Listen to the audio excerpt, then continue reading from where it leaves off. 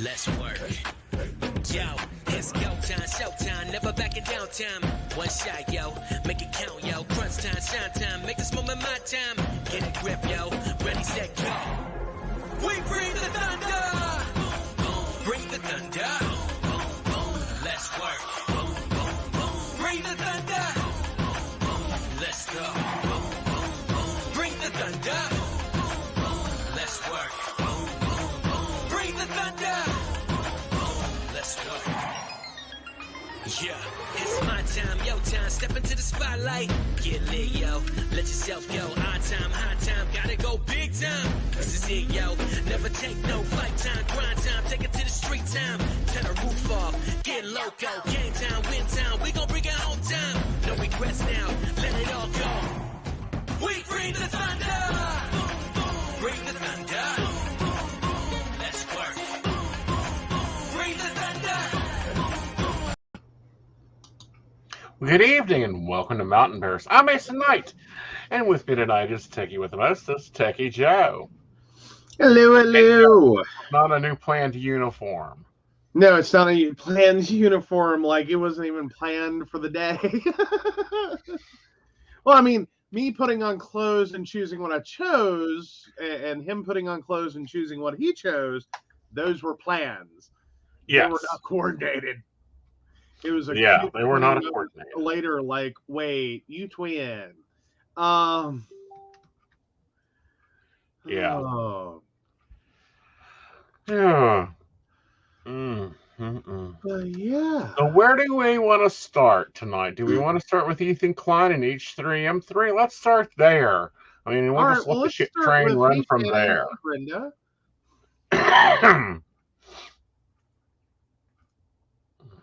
But yes, so the H3 debacle.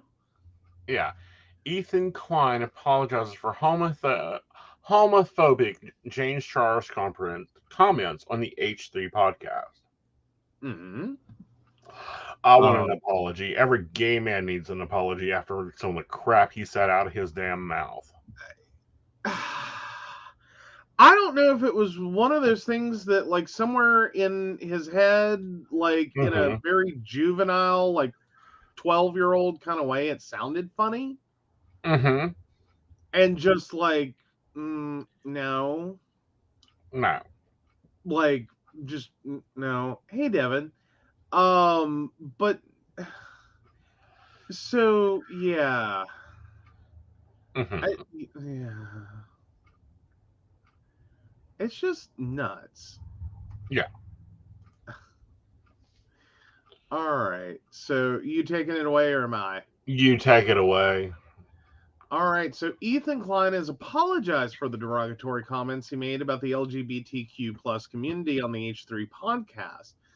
On his latest podcast episode, Ethan and producer Dan Swerdlove discussed rumors that beauty YouTuber James Charles got a second Brazilian butt lift surgery.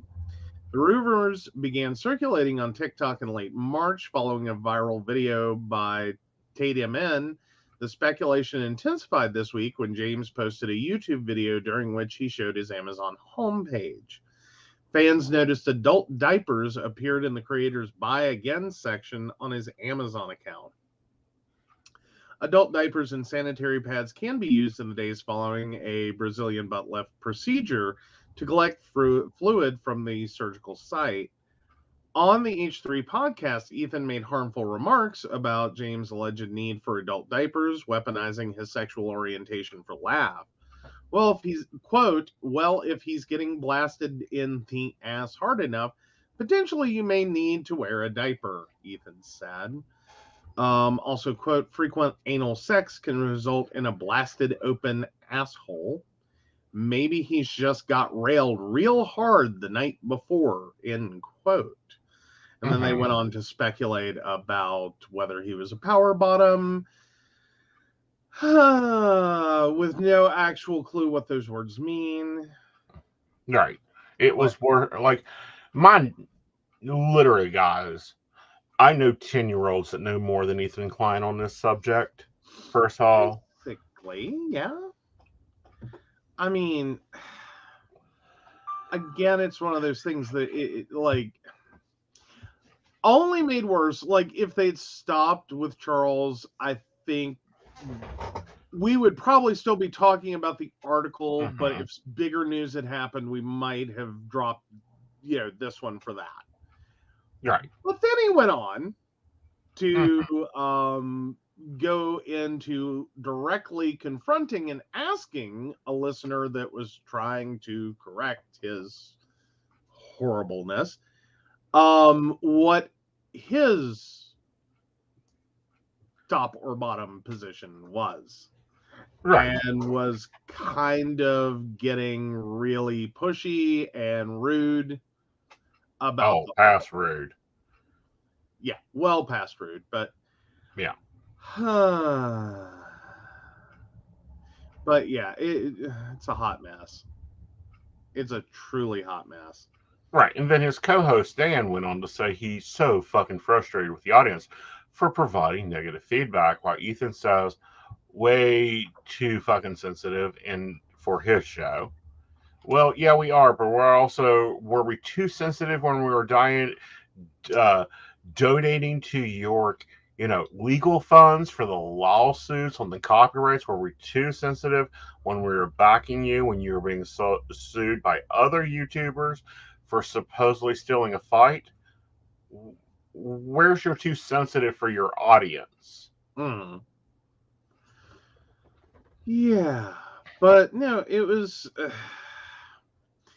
I mean, and then only after like this became seriously. Only after he got the AdSense. No, only after he got the 24-hour AdSense. Yeah. Then he began to apologize. Mm-hmm. So, yeah.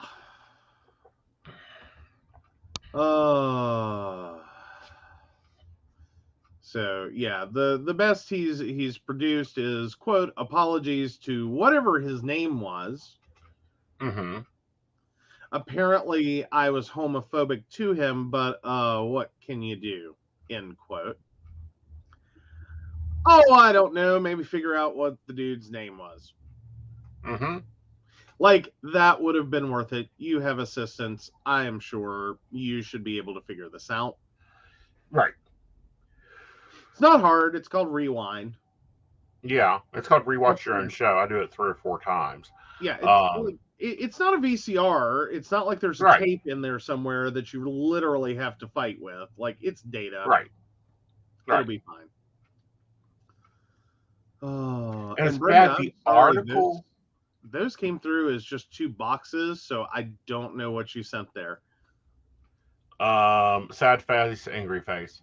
Oh, okay. There we go. Sorry. I just have 2 like rectangles. Right. And then, after he's collected the first 24 hours of AdSense, to my LGBTQ plus fans, I'm sorry for the comments today's show. The sexuality of gay men and the groups of topping embodiment is a stereotype that I am trying to unlearn. Apology to the caller, who I shouldn't have pressed inappropriate. Hope you guys know I'm always mean well. Really? This isn't the first time you've done this for AdSense. Yeah. You've done it to the African American fans. Now you're going after the gay money, because gay men went to listen to this bullcrap to just see what he was saying. Yeah. Well, and I mean, here's the thing though. I never feel bad about guys like this making money, because it's most likely the most they'll ever make. Mm-hmm. And the most they'll ever make. Right. And I mean that in 2 versions. One, it got him a lot of attention. A lot of it was negative, but it got him a lot of views and a little chunk of change. Mm-hmm. But then out of that backlash were probably a lot of people unsubscribing and a lot of people going, no. Yeah.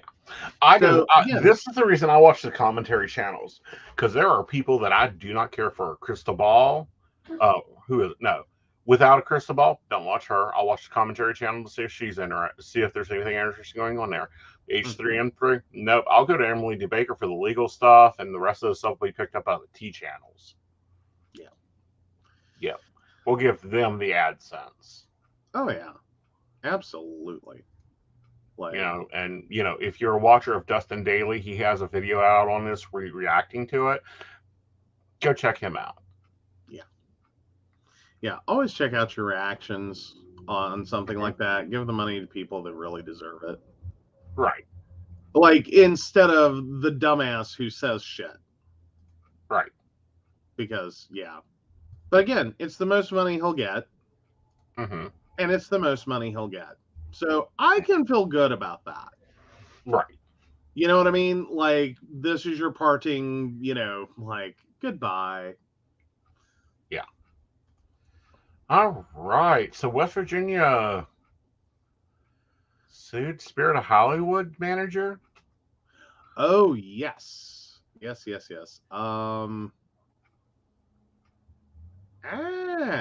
Where did I? Okay, either I didn't open it or like I did something stupid. It's the Los Angeles Blade. If you need help, I know. I'm getting back over to it. Mm-hmm. Because no, that was one I sent. So yeah, don't know why that one disappeared on me, but anyway. Yeah, so Spirit Halloween and Penn accused of violating the West Virginia Human Rights Act, which protects people from sex-based discrimination. So in Charleston, a gay man in West Virginia's capital of Charleston was denied service, harassed, and called a homophobic slur by the manager of local Spirit Halloween in October of last year. A recently filed lawsuit alleges. LGBTQ plus rights group Fairness West Virginia filed the complaint in a Kanawha County court in late March, suing both the seasonal Halloween chain and the Loman Penn, I'm guessing on the pronunciation, a manager at the store for discrimination. The lawsuit alleges Penn called Trevor Anderson, the plaintiff, a homophobic slur and chased him out of the store, threatening to fight him. Anderson was visiting the Spirit Halloween on McCorkle Avenue at approximately 8 p.m. late last October to return a costume he purchased, according to court documents. Penn was standing nearby when Anderson placed the items on the counter and told the cashier he would, quote, handle this. Penn asked Anderson why he wanted to make the return, the complaint said. Anderson told him the costume didn't fit. Quote of Penn, the store manager, maybe you shouldn't try to wear women's clothes, Penn said, according to the lawsuit. Anderson asked for a manager, to which Penn responded that he was the manager, said court documents. Anderson told him his comments were out of line and asked for his contact information. Quote, I'll give you my name, but I'm not giving my number to a F-got. Penn allegedly said, quote, get out of my store, he added, according to court documents, threatening to, quote, beat his ass if he returned. As Anderson left the store, Penn followed him out all the way to his car, said the complaint. Penn removed his shirt and said he would beat your F-got ass, attempting to physically assault Anderson. Since that day, I've been looking over my shoulder, Anderson said in a Fairness West Virginia press release. There have been times where I didn't even want to run errands or go out in public to work, even, because the anxiety of leaving the safety of my house is too much to handle.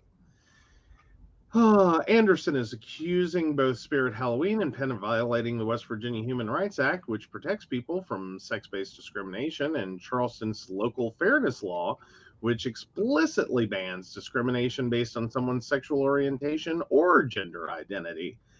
Fairness West Virginia is arguing that the state's Human Rights Act applies to the case because the U.S. Supreme Court's ruling in Bostock v. Clayton County also protects LGBTQ plus people. Mm-hmm. So, yeah. There's a little additional information, but it gets more into the nitty-gritty of the case. Right. So, yeah. Yeah. That's, so, first read, like, the top section, it's like, okay, so, like, what happened? Right. And then you're reading and it's like, oh, okay, well, so, like, the manager got, said something stupid or did something stupid. But then you keep reading through it, and it's like, okay, there's being stupid, Right. and then there's being like outright aggressive, which is what Right. he alleged to have done. Right. Again, we're going to say alleged. Right. This hasn't gone to court. Nothing's been proven. But yeah, those are some hefty allegations right there. And I would think Spirit Halloween. Right. Hoofda, guys. Like, I'm sorry, but how do you work for a Spirit Halloween? Like, what part of getting hired to work there made you think that this was all going to be like, straight heterosexual couples all day long? Like, have you not, like, is this new information for the straights?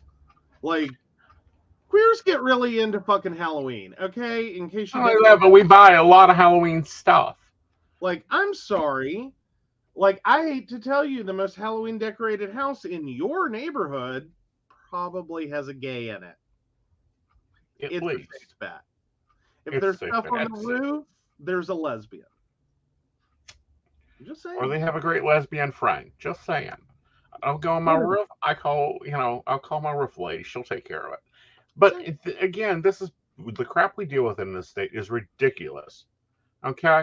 Furthermore, Spirit of Halloween, really? You're not replying with, oh my fucking gods, what am I going to do? Hello? Yeah.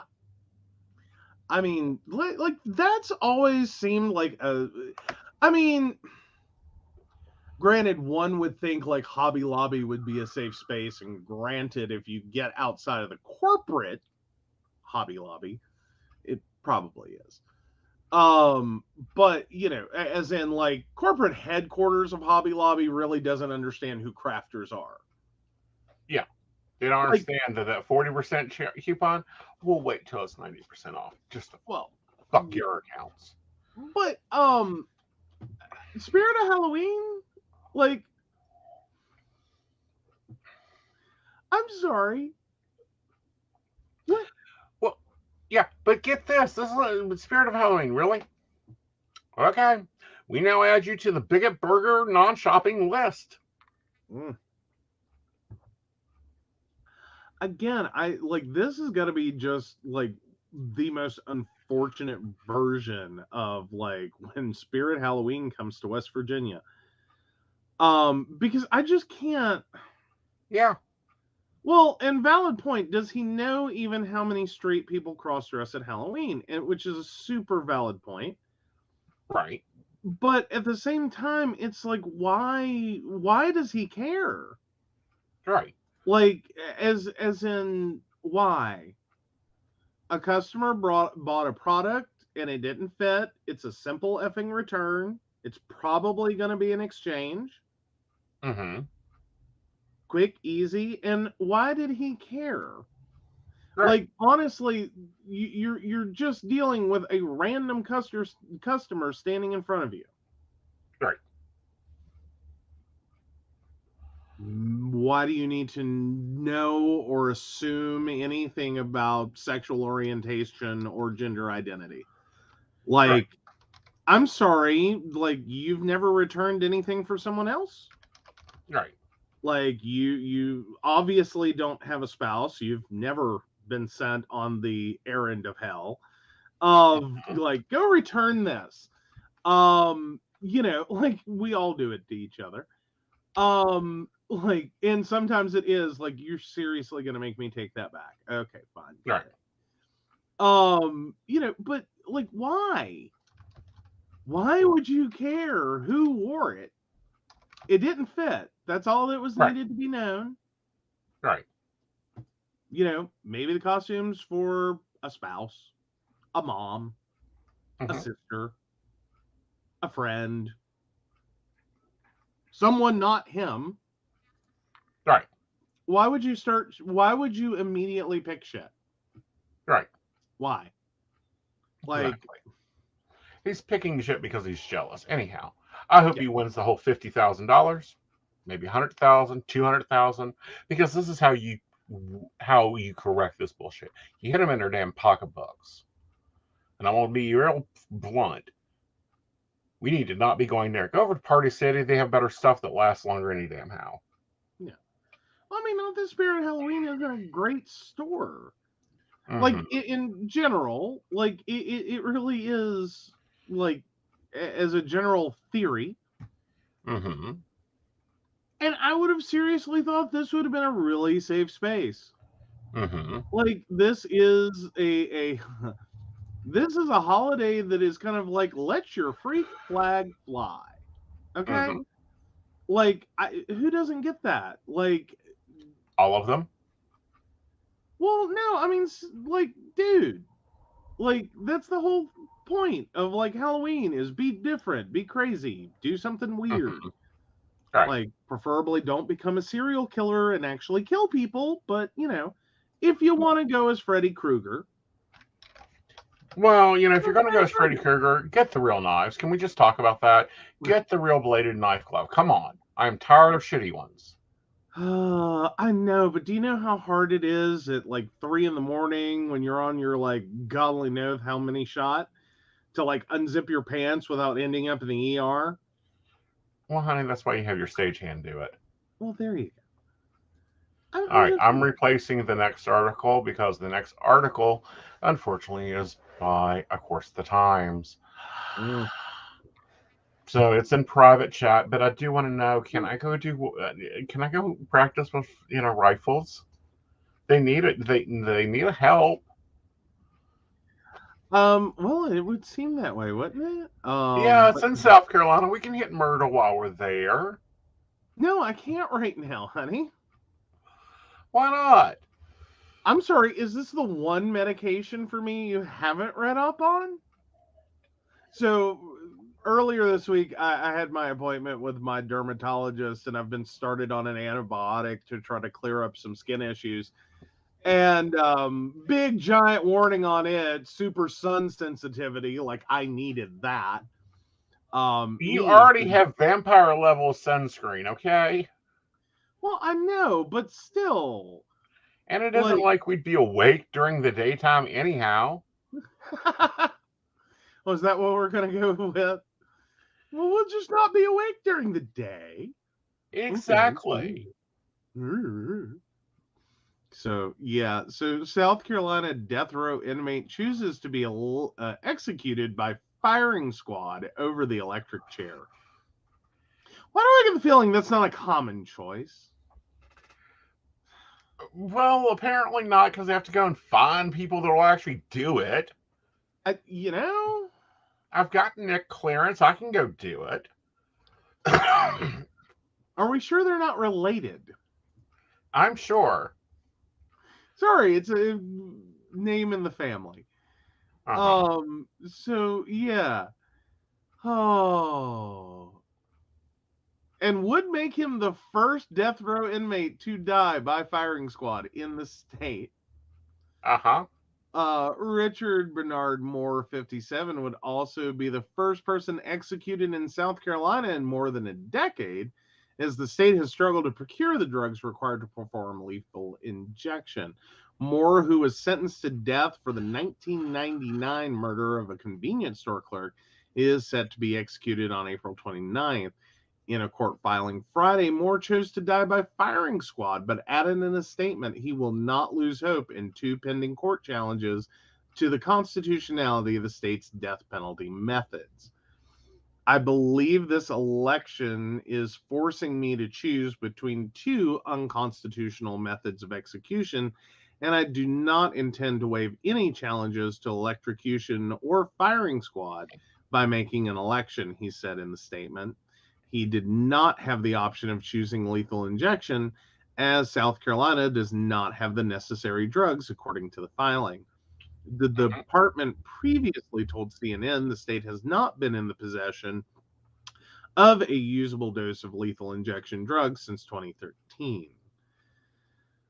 Lindsey Vann, one of Moore's attorneys, told CNN Friday they have asked the state Supreme Court to put the execution on hold in order to give them time to appeal his conviction to the United States Supreme Court.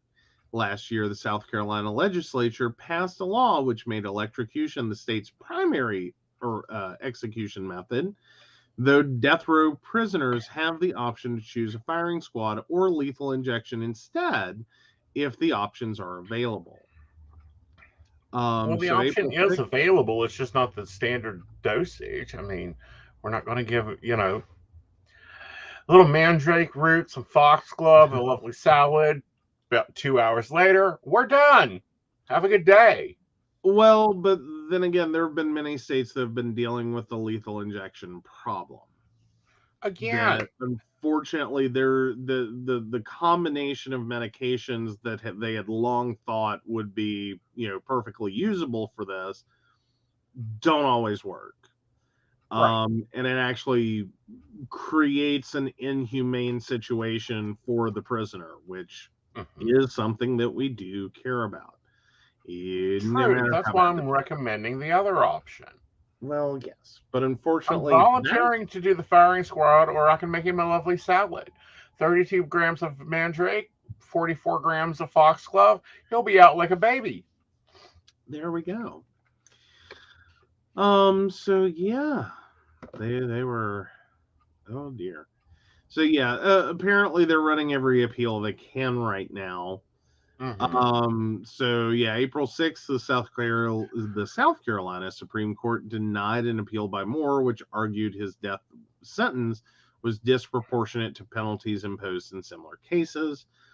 Moore's attorneys previously filed for a stay of his execution in 2020, arguing the state was trying to carry out his execution under, quote, a veil of secrecy amidst a global pandemic, end quote, and pointing to other states who have delayed executions due to the coronavirus pandemic. It was denied. South Carolina is one of 4 states, including Oklahoma, Mississippi, and Utah, allowing executions by firing squad. So if you're looking to die by firing squad in West Virginia, you are unfortunately out of luck unless you're next to a gun-toting maniac inside of a Walmart.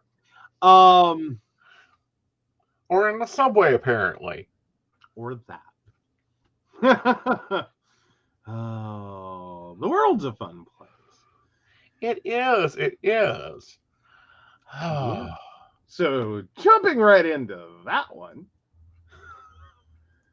Oh, God.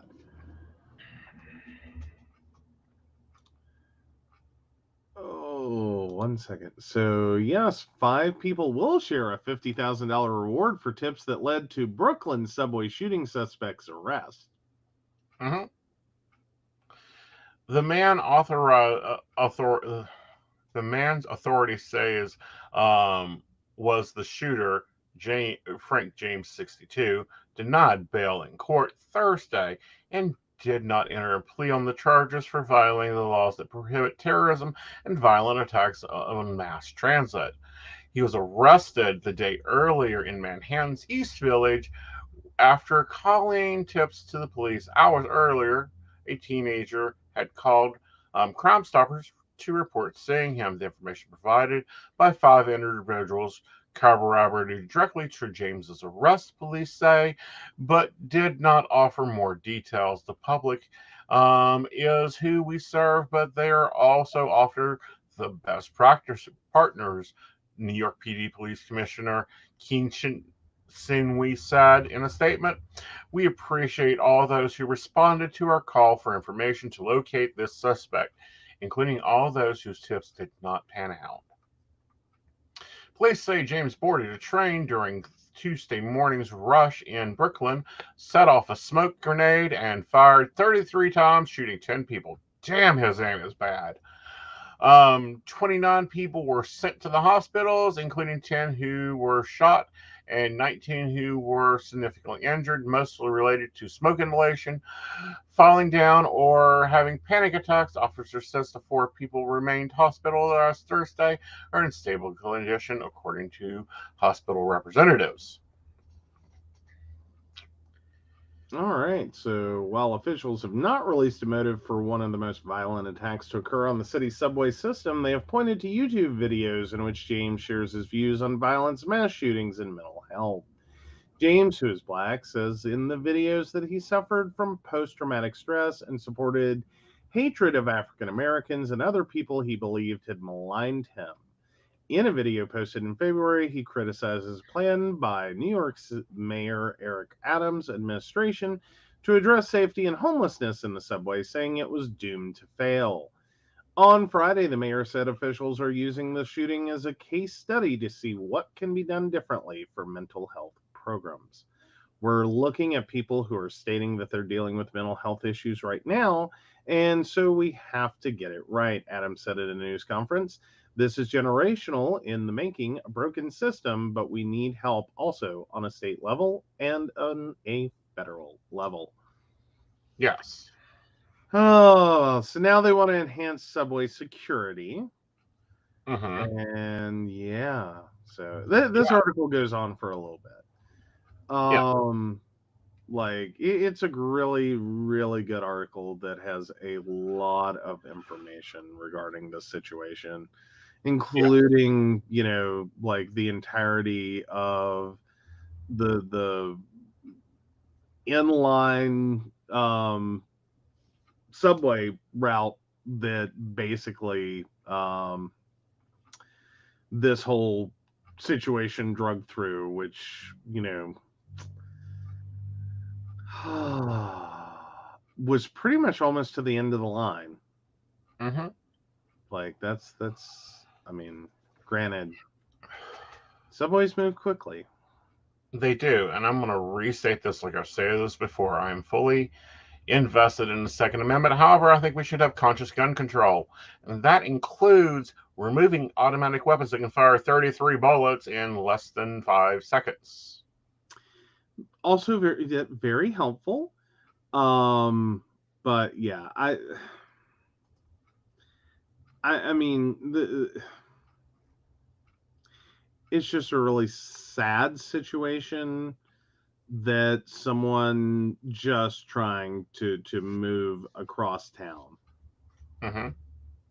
Or to work, to wherever they were going that particular day, mm-hmm. would have to encounter that in a mass transportation situation.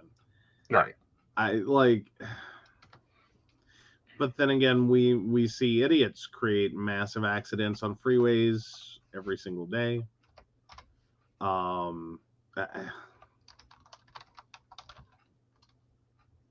That's just, yeah, it is horrible. It's horrible. It's ridiculous. It's terrible. And this is bullcrap. And yes, if we have to pass a test to drive a car, then please, dear God, explain to me. Actually, let's just make buying firearms as hard as it is to get an abortion in Texas. Well, they won't do that. Why not? It's not a female body. True. It's not a gay marriage. It's not a gay household. They can't complicate that. It's not a medication, so they can't complicate that. True. Fair enough.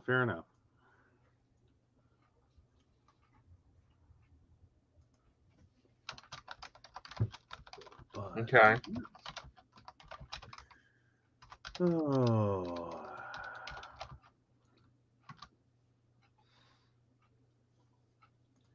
And it's like, can we, mm-mm. So we have some really interesting news. Mm-hmm. Quite scary. I'm very interested in it. We haven't seen this type of news in about 5 years. Oh, you mean like a president releasing their taxes? Well, not only that, but he's outfunded. Okay. Well, that's just the icing on it. Like, well, no, now we actually know. Yeah, now we actually know that he's quite underfunded. I think we need to look at the Biden financial situation and see if he's actually okay. Oh, come on. Like, maybe, I'm not really sure that he's all right, and here's why. Mm-hmm. His underling, Madam Vice President Kamala Harris, earned more than him. She did, and actually paid almost as much in taxes on their income as the Bidens made in 2020. Right.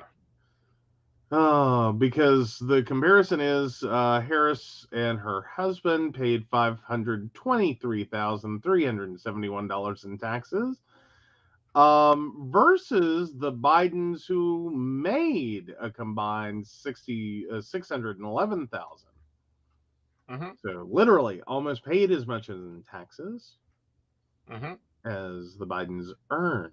I mean, yeah. But then again, it all probably comes down to, like, what is your financial situation at any given moment? Do you actually need the money? Right.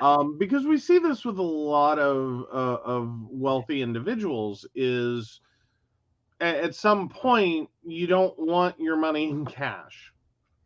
Right. Like, if you look at Elon Musk, he only makes like 80 something, or is it Bezos that only makes like 80 some $1,000? Millions in stock options. Millions in stock. That he can sell at any point. It doesn't effing matter, and he's got enough in the bank. It doesn't effing matter. Like, he could take $1 a year. It doesn't matter. Actually, Jeff Bezos earned an additional 1.6 million coming from other methods of compensation. Therefore, Bezos' annual return is 1.68184 million. Ah. Yeah. Trying to remember who it was. Maybe it was Tesla or Elon Musk. I'm struggling tonight. Nope. No. Musk stated the year's net worth at 1.65 billion, ending with a worth of 277 billion.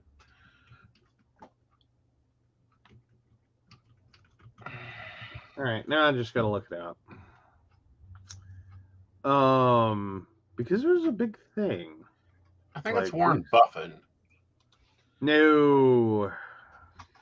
Could not have been Buffett.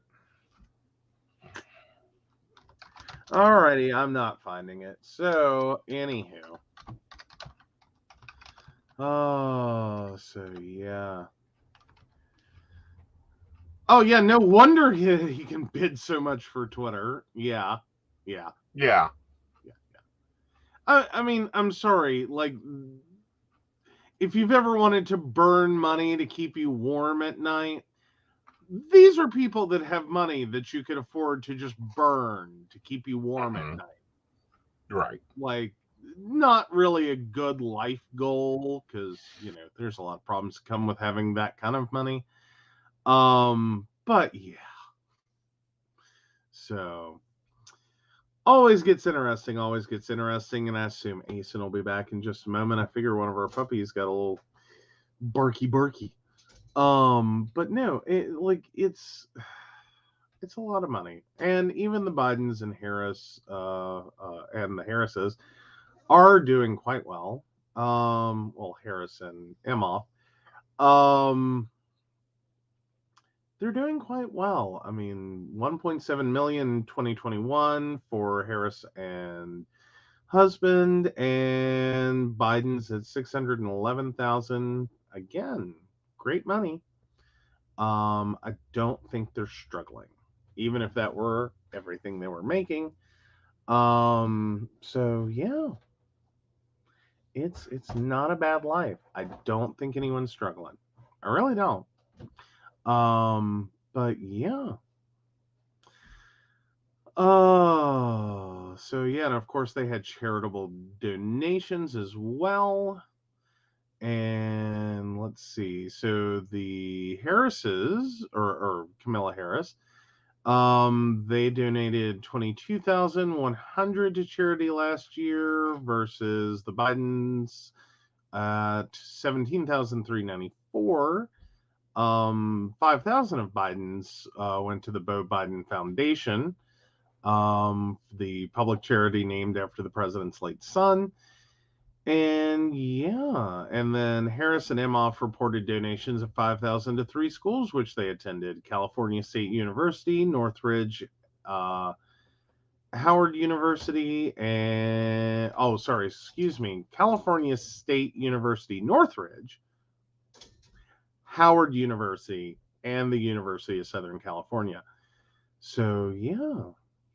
So the White House did take a moment to point out that Biden had now shared 24 years worth of tax returns with the public, a move once again demonstrating his commitment to being transparent with the American people about the finances of the commander-in-chief. Harris Well, is what I find not interesting with that is the amounts. okay. Okay, the Bidens could not even take, if they took every bit of the money they made last year. Mhm. Granted, Dr. Biden is a teacher who is way underpaid for this Mhm. country, but they couldn't even buy a house in California. No, not really. Not right now.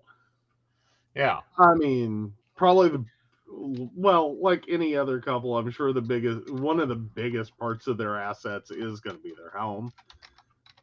I think that's just the thing. Now, granted, Harris and Emhoff, there's a important note: 772,000 of the income that they reported was from the sale of a condominium Mm-hmm. in San Francisco. So yeah, that's quite a sizable Right. amount of money to get for a condo. Not really. It's in San Well, I Francisco, mean, honey. Have you seen the rental prices out there alone? I know what the prices are. It's still a lot of money. Yeah. But yeah, even without that, they made more. Right. So yeah. All right. So Devin's got a question for us. Oh, awesome. So Devin 31622, still waiting on my unclaimed funds check. Will it be here soon? It will be. I say it'll probably be there within a week and a half. Your Treasury Department is slow as hell. Yeah. Yeah. Yeah, unclaimed funds never show up quickly. No. Like that's part of the normal. Yeah. Unfortunately, is that it's usually not a very quick process. It isn't. All right. So while I was away dealing with someone that needs to remember that Daddy's working, I looked it up from the Mighty Rich Computer, and according to NBC, Bezos, Buffett, Bloomberg, Musk, Icahn, and Soros pay a tiny fraction of wealth in income tax, reports reveal. 25 of the richest Americans saw their wealth raise 4.1 billion during the pandemic, and they pay less than 3 to 14% in their effective tax rate. in Because their so many effective of tax rate. Yeah, because so many of the ways in which they earn money, Mm-hmm. essentially, yes, they have an asset worth a large amount of money, which Mm-hmm. ups their overall net worth, but it's Right. literally only an asset until it's sold.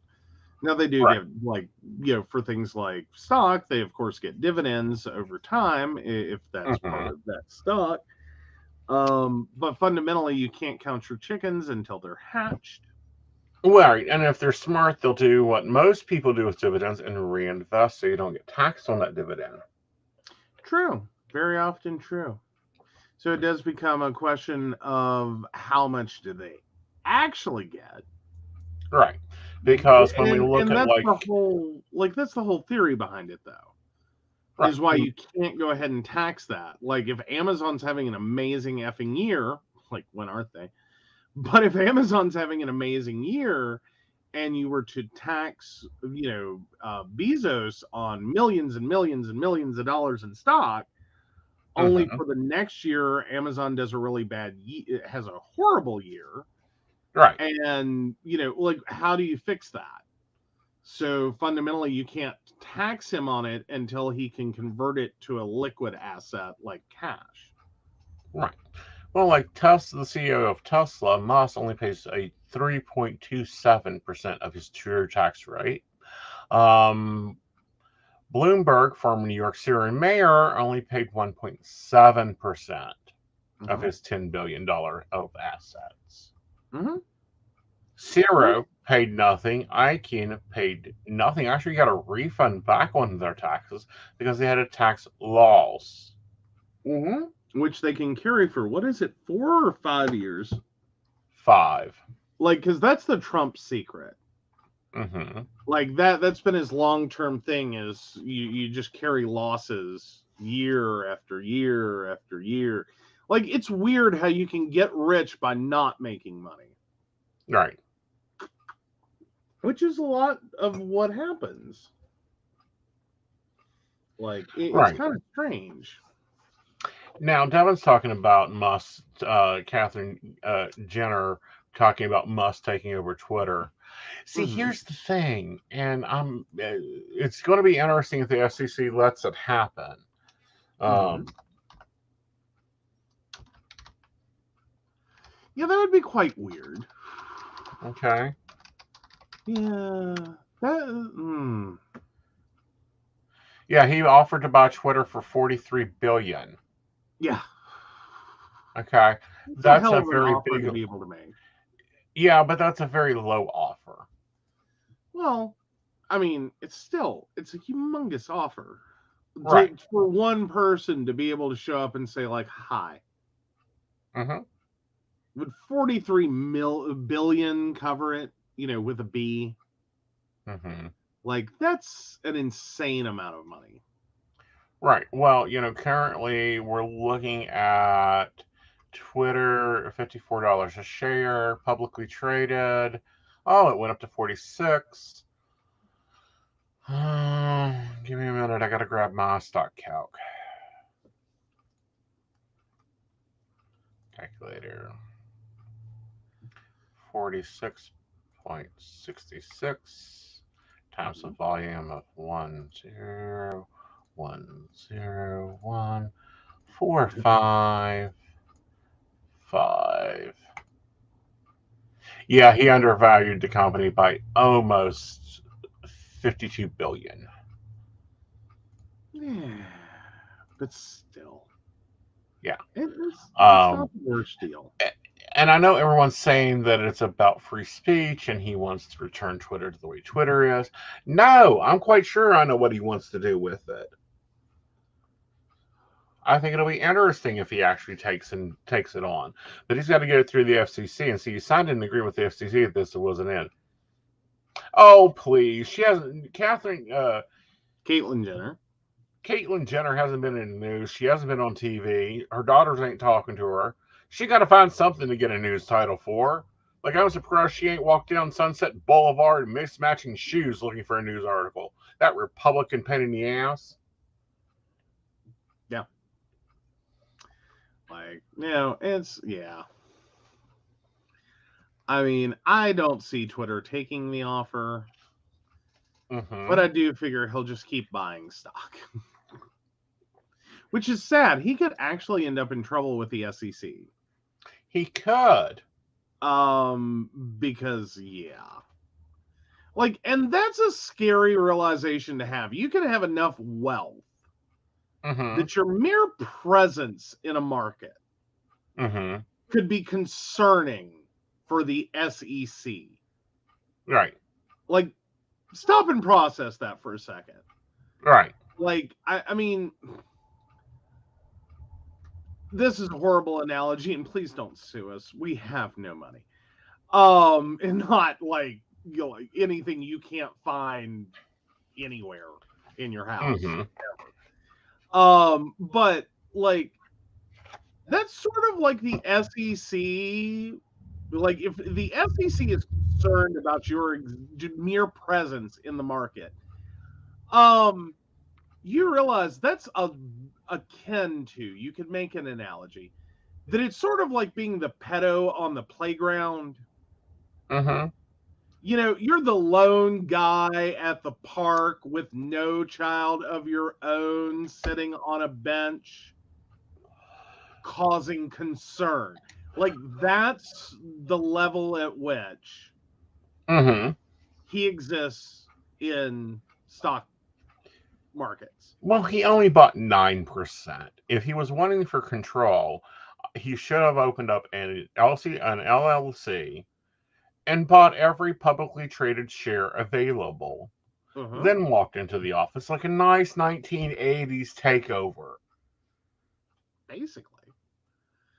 So Twitter is threatening to poison pill it. Is that meaning they are getting ready to stock split it and dilute him down so much that they can't even? Well, they can easily decline it. He only has 9%, and the other seats have to. Getting it. Yeah. I mean, not that he can't, but he's he's refused to take the 14.9% cap. Right. So, I mean, literally, it's just every time someone, tries a call to sell, he's going to be right there with a call to buy. Well, if he's got a good stock agent, that can happen. Although there should be a dual stock. Most companies have internal stock and external stock. Yeah. Well, but yeah. Yeah. It's still, but if you could you imagine a publicly traded company like Twitter in which just literally you sit there and every time someone sells even a single share, like you would and he could literally pay anything. Yeah. Meanwhile, overinflate the value of that stock to insane levels. That's what I say. He could end up in trouble with the SEC because the amount of money he could pour into the market just to get one share of fucking Twitter. Right. Or but 2 or 10 or 10% more than what he owns. Right. Could literally destabilize trading. Well, honey, do you realize that we don't discuss what we're doing in the market because I could destabilize trading? Depending. I'm saying his singular action, not glom-on effects like we saw with Wall Street Bets and GameStop. That was a concerted effort that born out of Reddit that resulted in a massive influence in the valuation of a company. That's a lot of people getting on board with an idea, and technically nothing about it was illegal. It definitely raised some hackles, but it wasn't illegal. But I mean, he as one lone investor could drive the price of stock for one company so high that literally the SEC would have to step in and be like, no. You can't do that. Well, but he technically can. All he needs is 6 companies. This is how you do this. You sat down on that lovely slate and you fill out an LCCs, about 6 of them. He has secretaries that can do that. And then you need those 6 companies just go and buy it. Then you sell the 6 companies to each other. We've seen this. We know how to do this Ponzi. Well, it's not a Ponzi scheme. It's a chess game. If he really wanted it, he's trying to do it lightheartedly and I'll buy you and just make it a private company. Well, yes, because if it's not from the Ponzi region of France, it's just a chess game. Well, no. What is it? We're seeing this out of the wine company. Okay. That the 2 stars have I think I missed this one. Oh, goodness. See, you don't listen to my office enough. No, I try literally not to. There's a lot of YouTube going back there. Yeah. But yeah, I mean, it's just this, it's a very scary theory. Usually when we're talking about problems with stock trades, or with like insider information or, influencing markets and things like that, we're normally going to be talking about a concerted effort by multiple people, like as in pumping and dumping stocks, or, alluding to forthcoming, great revelations about this like junk stock or whatever. He can literally just be so hungry for stock. No, he could be in a bad mood one day and buy Wish just because he's in a bad mood.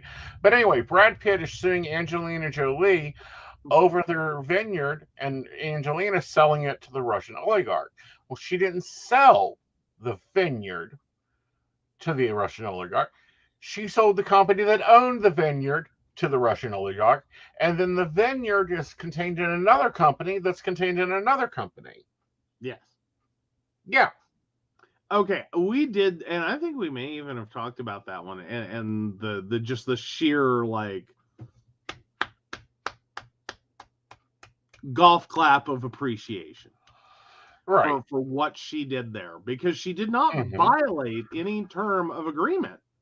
No, nothing ever said. Right. They said you can't sell the stock, and she did not sell the stock. She put the stock in a container called a company and sold the company. Well, no, they put the company into, this is a tax thing. They put the company into a company that puts the company into a company that puts a company into a company. And she sold the first company that then now owns the third company. But, I want to kind of go back to a topic here because we haven't talked about this Hedgewick trader in a while. Oh dear. Miss Jenner and her bullcrap that she leaks information out about her daughters and her stepdaughters and goes against trans athletes when she was an Olympic athlete herself. Again, I'm sorry, I have no respect for her. I have no respect for anything that she does. And now she wants to run for office? Please. She is a washed up reality star that rode the coattails of her daughters. Well, and arguably, I mean, it's. I will say Caitlyn Jenner is very hard to follow. Like, I really struggle to go, are these your legitimate beliefs, or like, is this literally where you're at, or do you just pick opinions to piss people off? No, she picks opinions to get her in the news. Well, that's what I'm saying, though. Is it legitimate, or is it like legitimately this is your beliefs, or are you like straight up trying to pick the most controversial position on anything? Yes. Just to be relevant. Just to be there as the voice of insanity. Yes. I mean, because it often feels like you're trolling. Yeah. Like seriously, like you've got to be trolling us. Like, I feel rickrolled, okay? Like, I don't, like, I'm sitting here trying to follow, like, how do you end up? Like, how are you this, but you believe in this? Because I don't know how you get from A to B. Right. Like, why so much conflict between, like, things one would assume you, and I don't mean you would have to wholeheartedly be like front row of the gay pride parade, like liberal in charge here. I'm just saying it seems weird, right, fathomable even, that like you're nowhere near the parade unless you're talking about the sidelines of the parade route with the protesters. Right. Like, how do you have an identity that you fundamentally protest against? Right. Like every turn. Every turn, and trying to hold down and discriminate against every turn. This is why we don't normally talk about her. One of our listeners would not have brought her up. I wouldn't be talking about her because if you notice, I don't talk about trash. Sorry, that's what she is. I mean, I'm not really gonna go there. I'm so perplexed. Unless it really is you're trolling. You're literally just trolling for headlines. Like Literally, she is trolling for any way she can get back on TV as much as possible, even as for that trashy network of fake news, Fox News. yeah, If she can get anywhere else close to it, if she can do anything. Oh no, honey, I love to address stuff. yeah, Believe me, I'll address it and give you my views, but no, I mhm, don't give her normal headlines.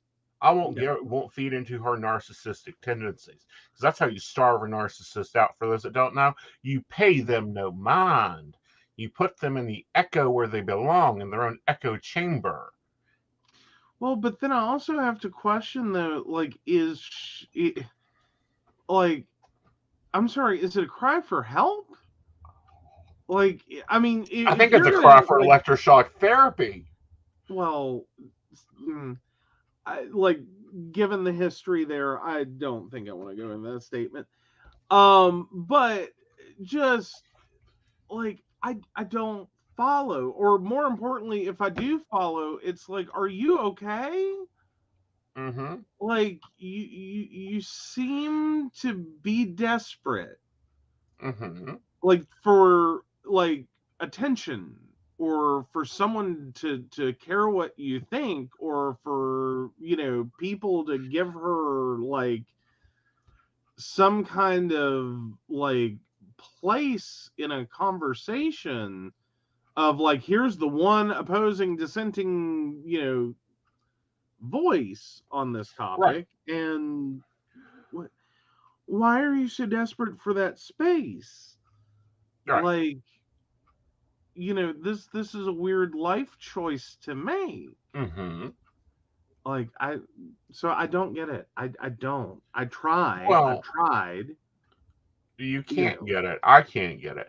But you know what? It's very interesting that hmm Kim, when Kim came out with her statements, when Kaylee is having a child, they will not say much about it. But you can hmm go over and flip over to her Twitter feed, and it's all hmm about her on a golf, her at season. Like she does more PR about the bullshit she does, and then she comes up with these cockamamie stories. yeah. I mean, and again, I'm not trying to get into like, and I'm trying to be very, very, very careful, because Mm-hmm. I know, and we have seen it. The trans Mm-hmm. community puts up with a lot of shit regarding mental health, and whether or Right. not they're confused or crazy, or Right. the like, there's a lot of that, and like, Right. I want to be very careful to say this has nothing to do with being trans exactly, as Yeah. much as like I don't get it. It's like, trees for the axe.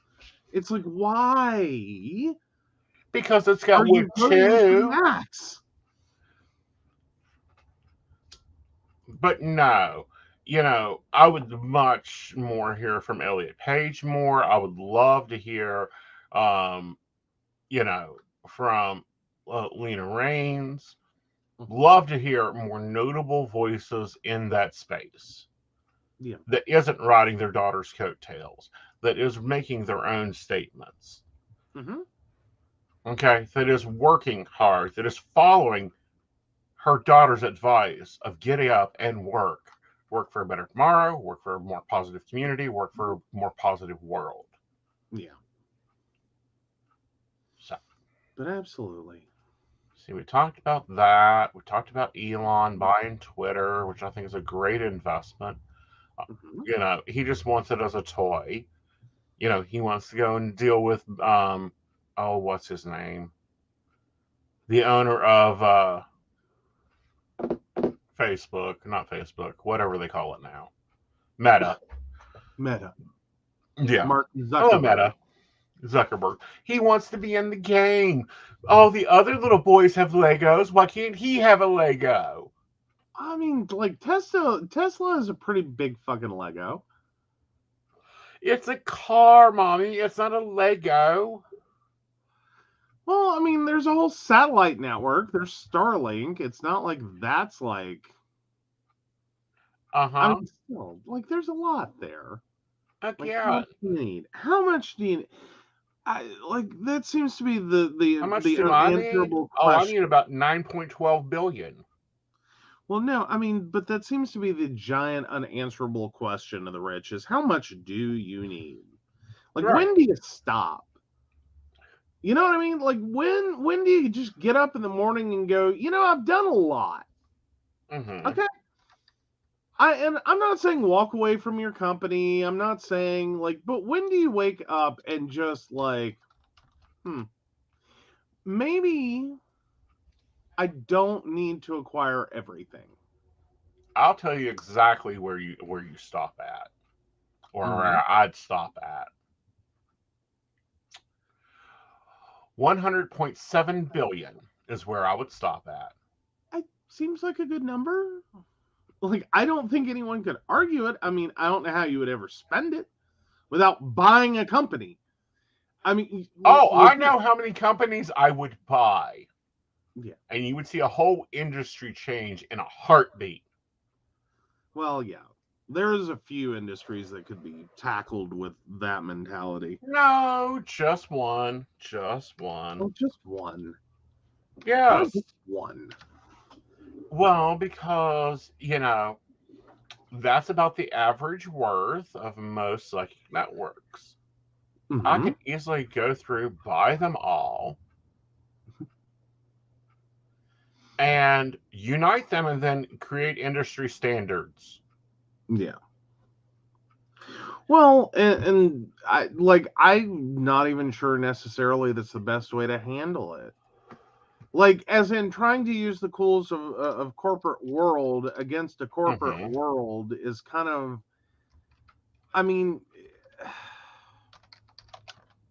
I think that you could possibly do it once, but then I think you're going to end up so, entrenched. It's going to be hard not to just become the problem you sought to solve. Well, no, I think it would really be real hard to take on.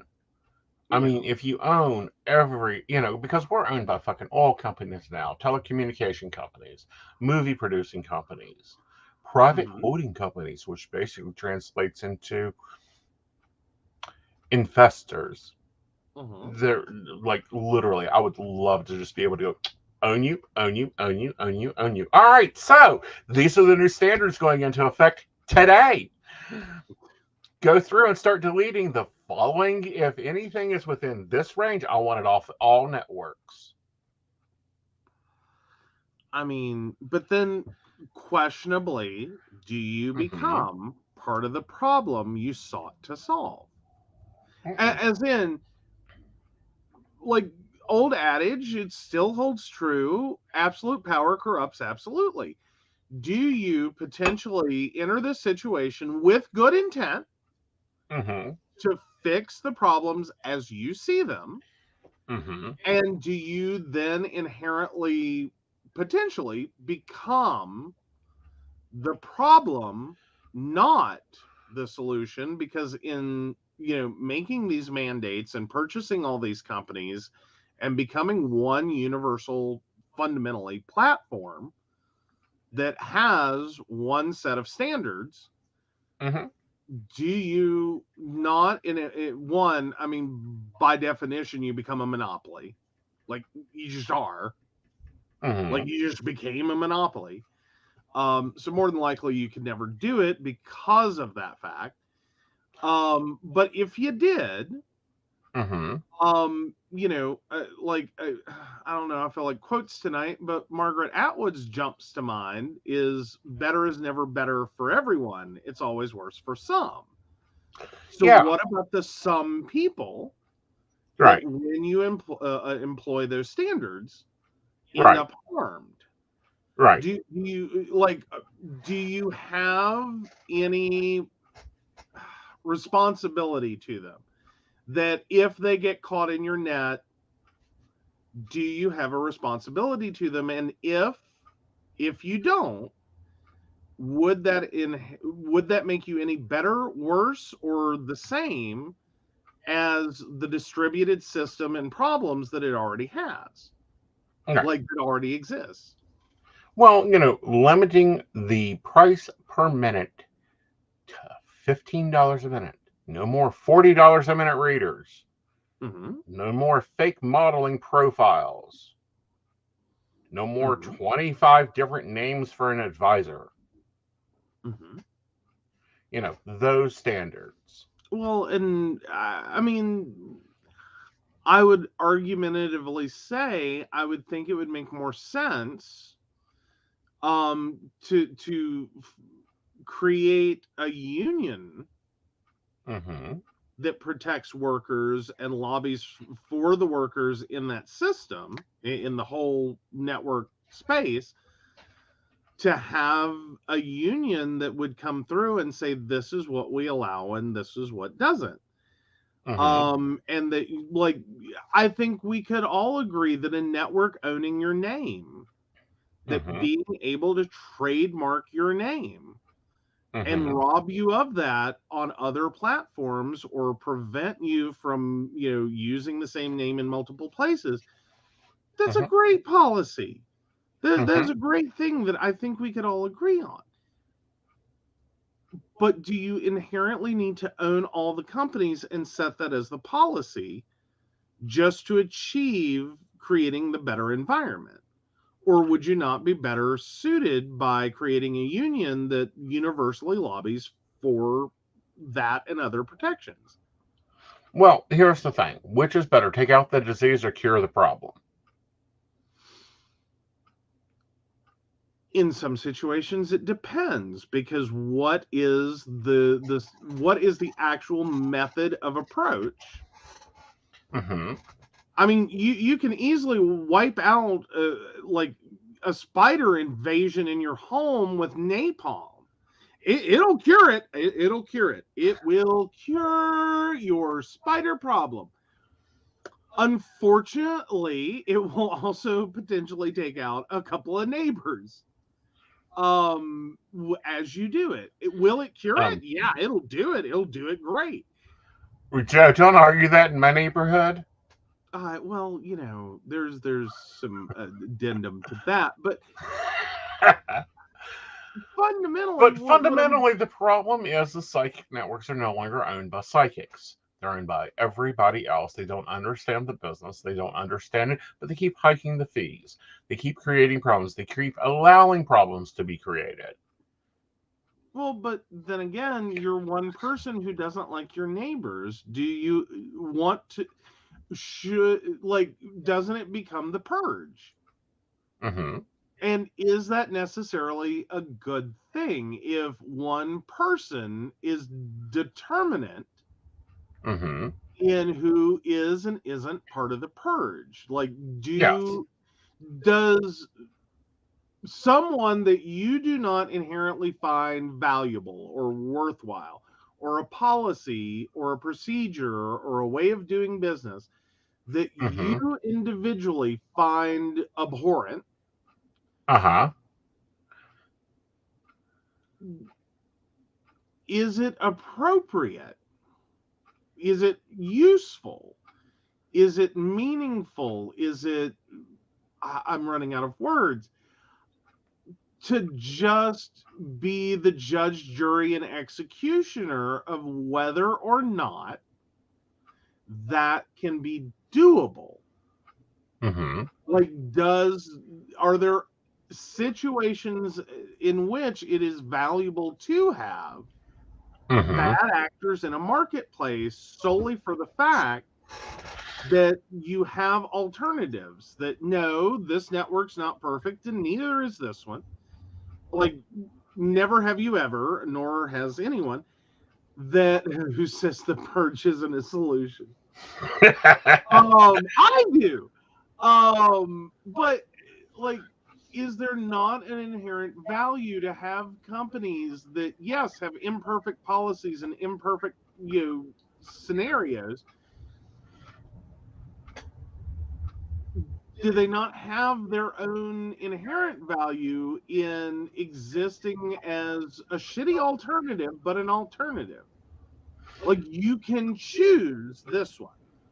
Mm-hmm. Should you? You can argumentatively say no for all these reasons. And it doesn't necessarily affect whether or not creating a, psychic workers union, for instance, and lobbying and making contractual agreement between psychics and individual separate companies would allow them to continue to exist, but with worker protection, in a way in which, much like you kind of said earlier,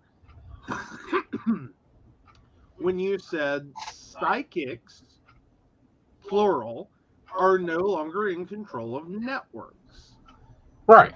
Like, it argues the question of whether or not you need a body of psychics to make these decisions, that maybe there is benefit to some psychics in certain situations to continue to work for a network that may not have agreeable policy to you, but has agreeable, workable policy for them, given, again, a very explicitly defined set of,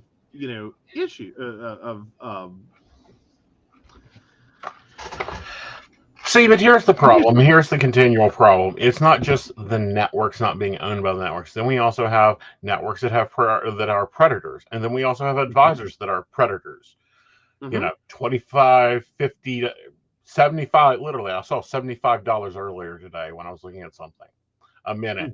Then we have networks paying psychics 25 cents a minute.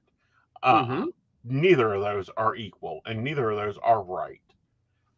Well, and understandably, but if, like we have said before, you have said before, it would be amazing if we could fundamentally go to a country with a low cost of living while you continue to work on a US-based network and get paid US network rates.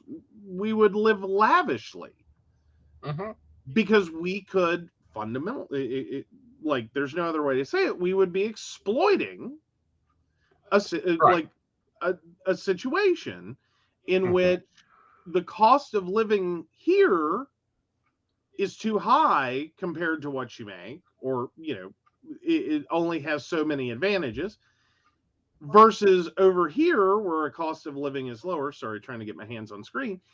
The cost of living over here is really low, but if you're getting paid cost of living for this location while living in this other location, you could live like a king, like sincerely have a staff and a giant mansion, just because of that differential. Versus, when you consolidate all these companies into one big, you said I was consolidating. Well, even if you run them separately, you're running them all the same. It's just 5 different places to call your money. It's like the shell game, so to speak, played with the wire. But none of them have the same problems. There are a few common problems, but there's a lot of company problems that's a problem. And, I'm going to read some comments and comment back to them. Keen is very fair to their advisors. They are very good to us. They take care of us very well. With places like Ask Now, if an Ask Now advisor doesn't talk 1,000, 1,800 minutes, they don't get a paycheck. Okay, but here's another situation, because if we're talking about the inherently bad nature of some advisors on a network, does it not behoove you to have like a handful of networks that are offering, good terms and conditions and treat their advisors well. And in many situations, already limit and get rid of advisors who don't fit. Right. If you were to standardize the entire industry, it means your absolute worst psychic that should get the message when the only place they can work is a 25 cent per minute network or less. Shouldn't you get the message if you're working there that, like, I'm not good at this and I need to get out? No, because unfortunately, that's not who gets that. Unfortunately, who gets that are the newbie advisors that need help, that need training, that need standardization, that needs ethics, that needs, certain things put into place and taught to them. Instead, go to work for slave networks. Well, and I guess the next question is, how do you fix that? You fix that by taking out the slave networks. Well, I get what you're saying, but what I'm also pointing out is that typically someone working that network quickly figures out this doesn't work. And they are very happy as they move to or luck into a network that gives them, great pay. Right. And respects them and all these things. I don't know that doesn't have value. That like, it allows really bad advisors who just cannot get above the 25 cent value, which fundamentally means, I think, that you need to run away. Like, this is a bad career choice. If that's the best you can do with it. Right. Versus those who continue to move through their career and continue to make more money and bubble up to the top. I have some argumentative there on that one. You do have argumentative, but yes. And it's like, or I could take that $1 billion, $100 billion, and take out the industry. Okay.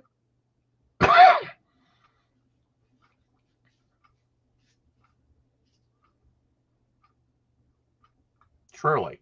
I mean, because it's easy to do so. Yeah, you would need to stabilize the industry, stabilize the standards of the industry, and then unionize the industry once you take out the attack foreign policies things. All right. But no, Keen right now is probably the best platform for advisors. They actually listen to us. They do what their job is. That normally there's been some things that's kind of like, yeah, oh, we got a summer intern in. Let's kind of fix that. But no, they treat us fairly well there. There's some other ones that, I deal with that aren't the best. And there's some that I just raise holy cane over. And Circle of Stars, Ask Now, is one I will raise holy hell until their wage compensation comes to what they actually charge. Because there's no reason that an advisor should earn less than 45% of their call. No reason.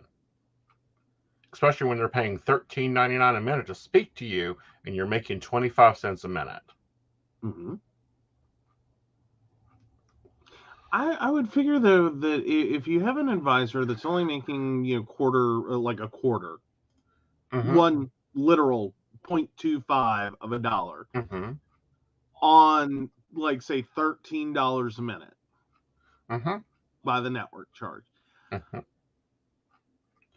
I would figure one of two things has to quickly happen. Is either as an advisor, you have to quickly figure out you have far more value than what you're making. Yes, but they sign an exclusive contract. That, I would argue, is probably the bigger issue. Fundamentally, overall, is because it's the network. It's the network equivalent of, like, Warner Brothers owning you. Right. Like, you were exclusive contracted. And what is the validity of such a contract in the industry? Right.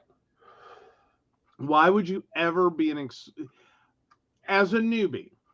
I could understand if you're well developed in your career, you have an established client base, and you are on a network that wants to make you a corporate ombudsman.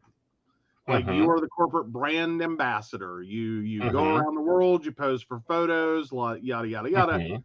Then I could understand an exclusivity agreement. Like they don't want you showing up on 16 different networks as the psychic. Like they don't want to make, like, I don't think any network would want to have you become their, next Miss Cleo. Like talking about the big brand image. Right.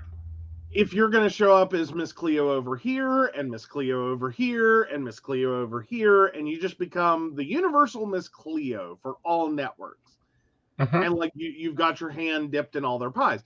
No, that's a special situation, which, you'd want to be exclusive. Right. Like, no, you can't read elsewhere. Like, well, see, but here's the thing: they get psychics early in their careers. Early before they're, when they're desperate, when they get the rent and the rent and the mortgage and the kids and the food and the cars and all that. And they make them this big grand deal of, if you go exclusive with us, we'll give you 1 penny more. And when someone is used to making $5.25 an hour, or what is it, $7.25 a standard wage now, we'll go 10 an hour. And they go, but you can make so much more. At 25 cents a minute, you're making this amount per hour. Okay. That's the sales pitch. So, you can make $15 an hour. And I'm sure they've raised the rate to like 38 cents, so it's a little bit higher, but $15 an hour. And newbies don't read contracts, they just sign. So they then go, okay, yeah, I'll sign, and they get the exclusive, and they get locked into that, and they get told, but you have to talk 1,800 minutes. And they're like, or you don't get paid at all.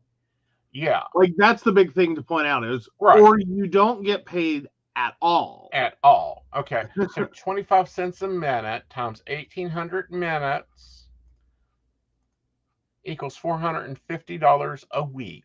And that's if you talk that amount of minutes. But we'll make sure you talk that amount of minutes. Unless we don't want to pay you that week. Exactly. Well, but we'll advertise you. We take care of all that. You don't have to take care of communications, yada, yada, yada, yada, yada. I mean, I get the sales pitch at least twice a week. And it's like, do you realize that don't pay even the internet bill to run your company? I would also argue how many advisors stay. Like I would have a real problem with this after a while of not getting paid. Like, I'm sorry, that enters MLM category, in which at some point you got to do the math. I'm putting this much in. I've earned the company this much money, and I've gotten like a pittance. At some point you got to realize, like, you can't live off of credit card debt and minimum monthly payments forever. But at that point of when they get them, and then they get them into the M&L land of, we're getting complaints about you. You're rude to your customers. We're getting complaints about your talk time. Now, Julie, she talked 32 minutes last week, and you only talked 240. You must not be working your clients right. Are you taking care of yourself spiritually? Maybe you should take a week off. How's that? How are you? But fundamentally, so there is also an inherent industry problem with low price networks of psychological manipulation tactics against their advisors that forces them to stay. No, I just want to clarify this, because we can sit here and talk about it, and like we've pre-talked some of this over long periods of time. But to someone just coming in, it's like, well, what the hell's the industry problem?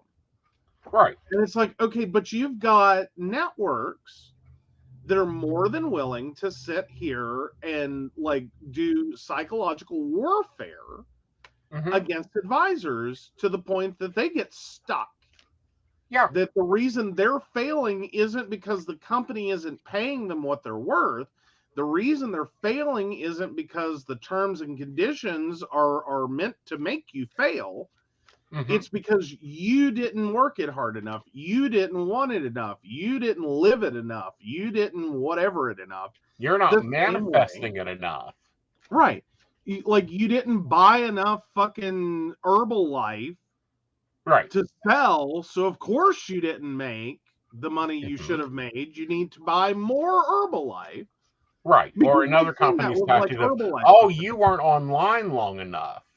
You need to be online more. You were only online for 32 hours last week. The company requires you to be online 70 hours, and you didn't do any live. You only done 2 lives last week at non-peak hours. That's the reason you didn't get a paycheck last week. Mm-hmm. Here's one you'll like. Uh-huh. One of my cousins worked for the Miss Cleo line in the 90s and said they were urged to keep people on the phone with mundane bullshit to get their talk times up. So it sort of made me feel wary about working for lines. I don't like riding out a clock like that. And no one should. And no one should. No I one mean, should. there's a difference between, and this is a weird thing because I always had to deal with this on the flip side in working in a call center that wanted the lowest call times possible. Debt collections, like we're trying to maximize the income per minute. Like as in you talked this amount of time, but you made this much money. Like that's how debt collections work. You think debt collectors are like brisk and abrasive, that's why. Their Right. call time is supposed to be 3 minutes or less, and they get you to pay $1,000 to them. Right. That's And on the most of goal. these slave networks, your call time should average out to be 32 minutes or more. There's no reason for 32 minutes about to answer a call about will he call.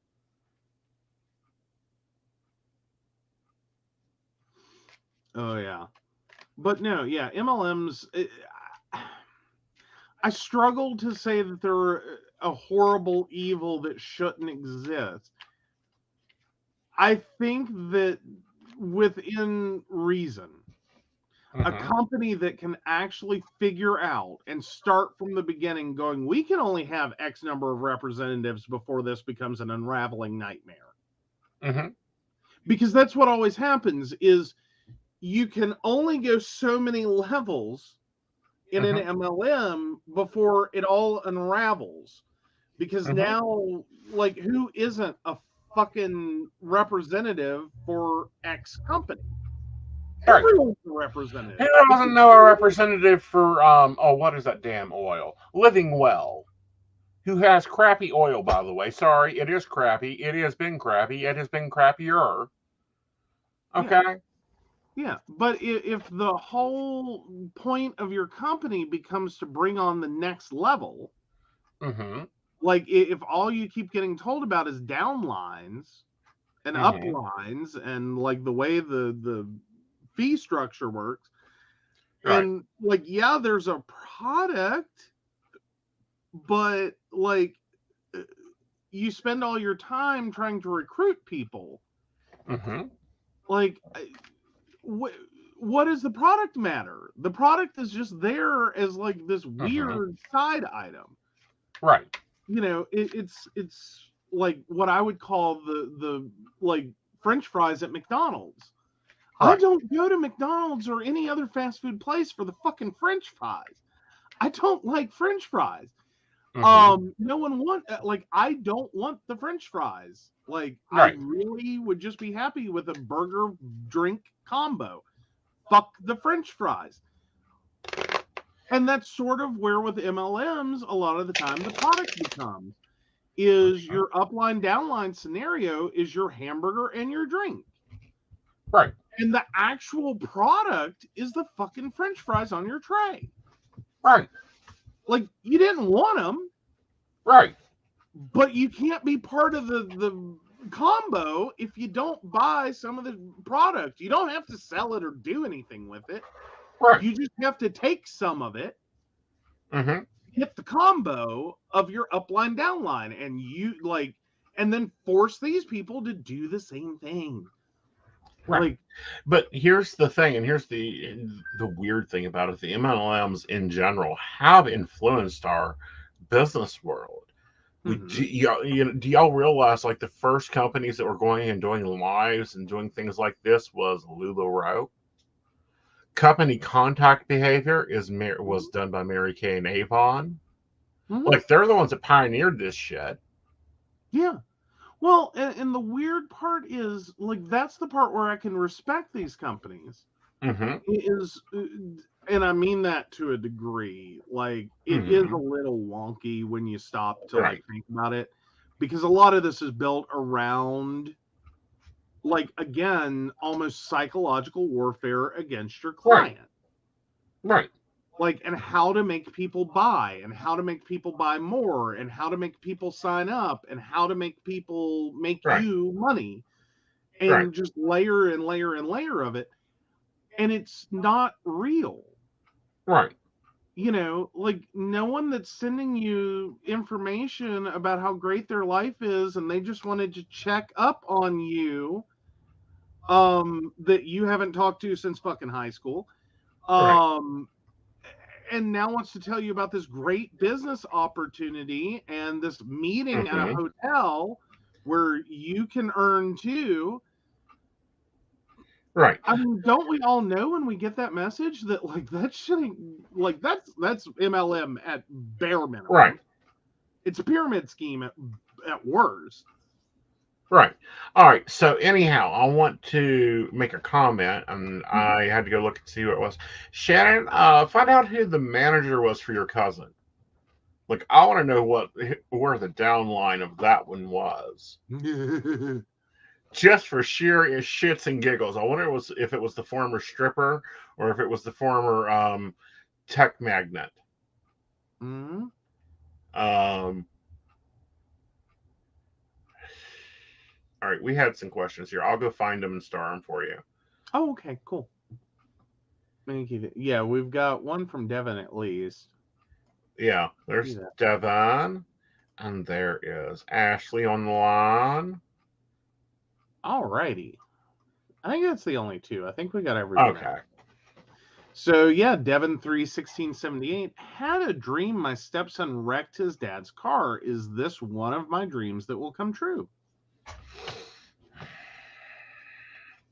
See, I have to break it apart because I don't feel like it is, but I do feel like the relationship with the stepson and father is probably going to hit a crash point, a point where they're going to lock heads on subjects and they're going to have to figure out how to work it out. So I think your dream is kind of pointing out what's going on there. Okay. And then we've got Ashley 82696. What the heck is my damn connection to squirrels? Right. Your damn connection to squirrels is you are acting like a squirrel. You've been running around trying to store and build nuts and get a home, and it's requiring and reminding you to save.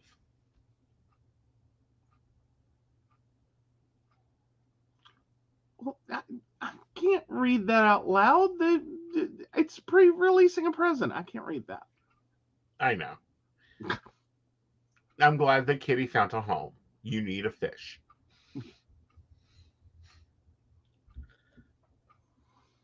No. All right. So up to our favorite topic for the night, and our segment for tonight. Are they the asshole?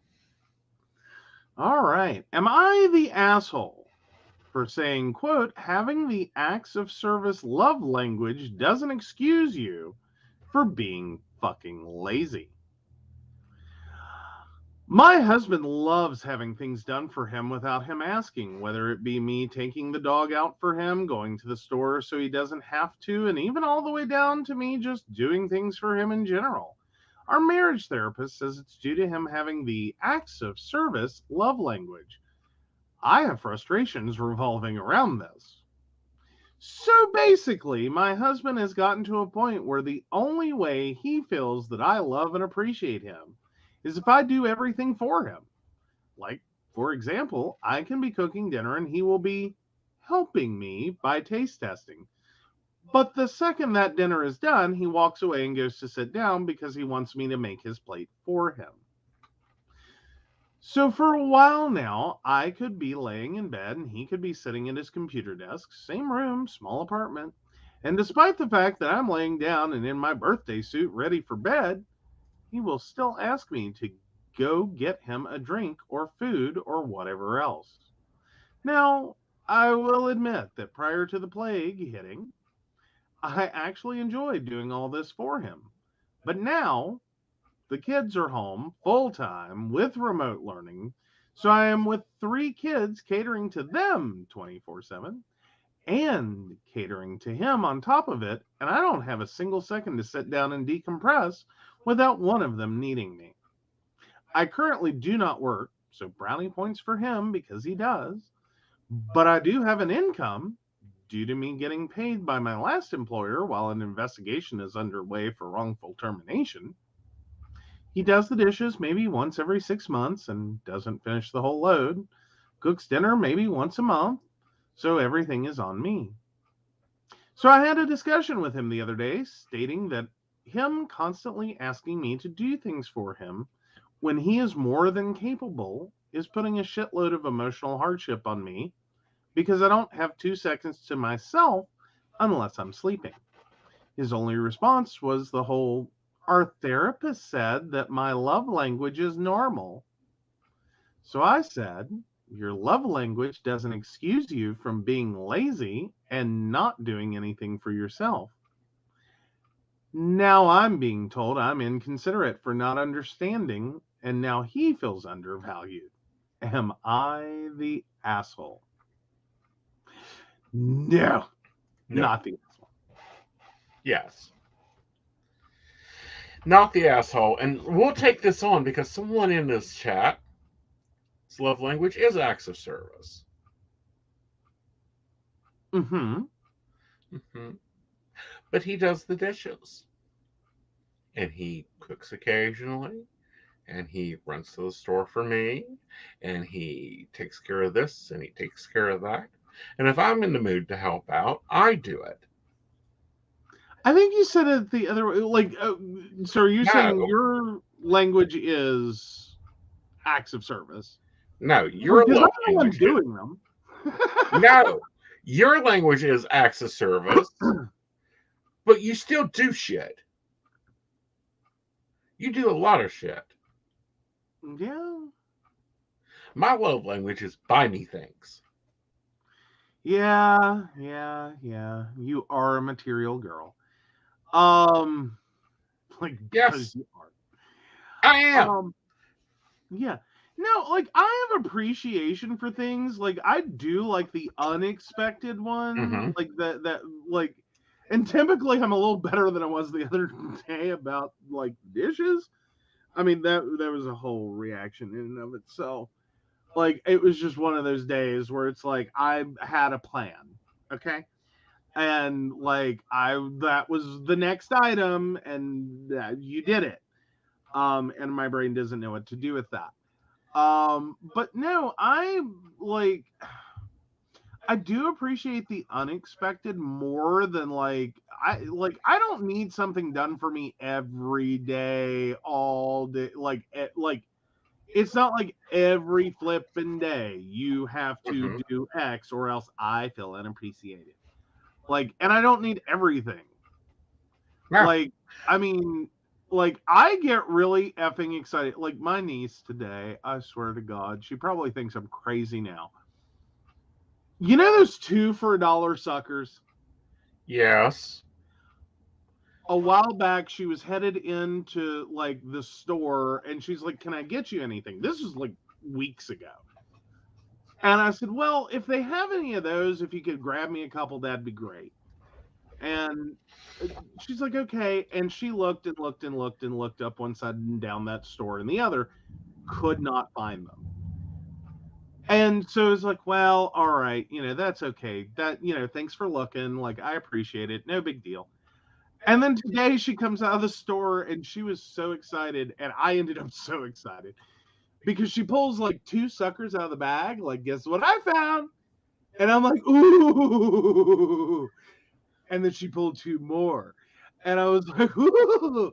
And I was like, oh, wait, all for me? like, I get really effing excited, and it doesn't take much. Like, buy me something pretty. One is a dangerous sentence with me. I will, and I have a former coworker that will attest to this. She said that to me once, and I've literally bought her drink umbrellas. It's something, and it's pretty. Tell me they're not pretty. They're always pretty. Like, who can't love those things? Mm-hmm. Like, I think they're amazing. She flipped. I was like, no one had ever bought her anything when she had said that before, and she just lost her mind. And it cost like $1 or whatever. Right. It was a whole box of them. You didn't decorate her cubicle with them? No, but she did. Okay. It was the greatest day of her life. And right. It cost me like $2. Or whatever. Like, it was cheap. It was so flippin' cheap for the amount of like enthusiasm she had. She was on the same wavelength, I think, as me. Is it doesn't like when I say buy me something pretty, I'm like running a gambit of like things that you could probably pick up at the dollar store, or you might as well be able to pick up at the dollar store. I don't need like, a Louis Vuitton bag or something to like, that's not like, no, that causes me panic and anxiety. Because it's like, how much was this? And like, what level of like indigency did we just enter? Is where my brain would go if you came home with a Louis Vuitton handbag, because I don't even know. No, that's not where your brain needs to go. If I come home with a Louis Vuitton handbag, your brain needs to go, oh my God, he's had a mental breakdown. I will get there. I just have to have mine first. Okay. No, you need to immediately like call Dr. Super Doc and have him hook me into the closest mental hospital. Because if I go and spend that amount of money on a plastic piece of shit that, our nieces and nephews can't inherit, that's bullshit. Well, but still, like, I have to have my initial breakdown first, because like, and I would never, ever, ever say those words again. Like, but I do, like, he'll go to the store and I'll be like, buy me something pretty. And like, he'll come home with like a, oh shit. I never can think of it when I need to. The eggs. Kinder Egg is what I'm trying to say. I'm thrilled. Like, that's it. That's all I need. It's a Kinder Egg. It is candy and a toy. Like, I know I have the like. Yeah, but I got you cool things. When was it? Yesterday I went to the store. Yeah, yesterday. Yeah, ran across some things for his work and got them. Yeah, I got new crimping tools. Like it, and we're not talking like he went to Lowe's and on the crimping tool aisle he paid $29 or whatever the hell the damn things cost. $53. Whatever. He found them at like Goodwill, and it's like, yay. Because I tear those things up. Like, they're not made to last. Right. It really doesn't take much to destroy them. And so, like, yeah, I'm thrilled. That's all it takes. It's not a big hard thing for me. Like, right. But you prefer when I cook you dinner, bring you a chai tea, and remember to wake you up. But I don't need any of those every day. I know, but I think husband is lazy. Okay, careful. Direct that at the OP's husband. OP's husband is lazy and taking advantage of love languages. Yeah. Like, he's confused 1950s household with like love language, and it's like, no, right, that's not it. And I mean the extreme version of like 1950s household. Like, some of that is kind of fun and quirky and cute and whatever, and then others of it, it's like, all right, I'm throwing this link out for everybody. If you haven't taken your love language test, go do that real fast. We'll see how fast we can get this done, because I can't remember my other ones. Yeah. Well, and I mean, like, you could probably just hit like one. Mm-hmm. Like you should thank all my exes for this. You could hit like one a week. Mm-hmm. I'd be great. Right. Like, I mean, some of my exes, I don't think our entire relationship they hit one. So you know, my bar is low. Right. Like, I appreciate them at all times. Sure. I'm just saying, my bar. Right. For what I need to feel like I am a plastic house plant, okay? Mm-hmm. Like, I really am. I need so little in that department. Like, I really, like, it's not much. Like, so yeah, it's like, oh, awesome, amazing. Like, yeah, I feel like Isla Schlesinger, I think is her name, the comedian who does a joke. Either that or there's another comedian does a similar joke. But anyway, that like the bar is so low. Like, yeah, I've been pushed there. Right. But yes. Yes. But no, Brenda says something pretty equals jewelry. That was my pre-programming. Apparently, it's crimping tools. Yeah, no, like if he comes home with jewelry, like, I mean, one, if you went too far above the gumball range, like I have the same Louis Vuitton reaction of like, oh my god, what level of poverty did we just hit? You know, I mean, like, it's sort of like when you came home with the cricket. It was like, yeah, I wanted one. I want one. But see, like, I meant for like Christmas plus my birthday for like 2 years. Like, you could. And what did you get that for? Tuesday, I believe it. No, you did not get that for like Tuesday. I don't know. I know it wasn't a holiday and it wasn't our anniversary and it was not my birthday. Yes, it was a mix between your birthday and an anniversary. Okay.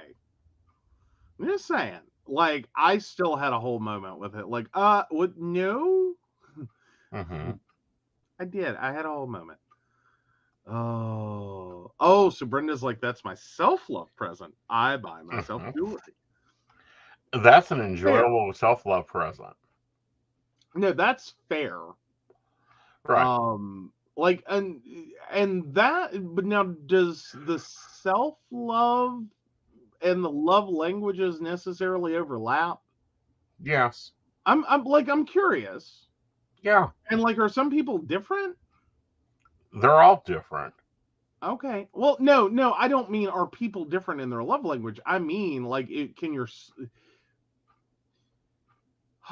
do people have one love language for partners and one love language for themselves, and they are totally crowbar separation? Can be, but not often. Okay. Because love languages, and there's 5 of them, and you'll rank somewhere within the 5. Your most fluent love language, your less fluent love language. Okay, so before we get to the question, we do see it. We're getting there. So Brenda says, we call those unbirthday presents, Joe. One birthday a year, the rest are unbirthdays. My family does these when we see something someone would like. Okay, let me tell you that at Christmas, my mother had a calculator. And she had to balance, like the world's greatest forensic accountant, to the penny, what she spent per child. Like, that's what I grew up in. It just, like, no, it's a holiday, it's a birthday. Like, she kept it balanced to the penny. Right. Like, she went out on Christmas Eve. This is how she got mugged, and then the mugger regretted it. Right. She went out on a Christmas Eve because she realized she was a few pennies off. Right. All right. So I'm going to share mine. I'm not sure you got to yours. Oh, sorry. Mine is 30% words of affection, 27% physical touch, 20% receiving gifts, 13% act of service, and 10% quality time. Okay, hold on. Let me get there. Okay. Like, Go ahead and before you do that, read the question and I can take care of that. okay. So, Art 12/18/84. I've been struggling to find a realistic career path for 16 years.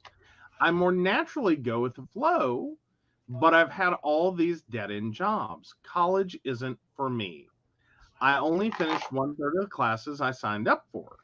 Should I just accept the fact that I'll just have a series of random jobs for the rest of my life? Okay. I'll take care of that. Now you take care of you. All right. Let's take a look here. See, here's the thing, Art. I don't feel like you're going to be in a series of dead end jobs. However, I feel like that you're right. College isn't for you. You're a practical learner. You need to be on the job. You need to be having your hands in it. I also feel like that you will probably end up within 5 years into working for yourself, going with your flow and finding your passion. Because I don't know what the heck you're trying to do, but none of this is your passion. All right. All right. Okay. So there's that. While he's doing that one, I'm going to go and get our new series and handle it.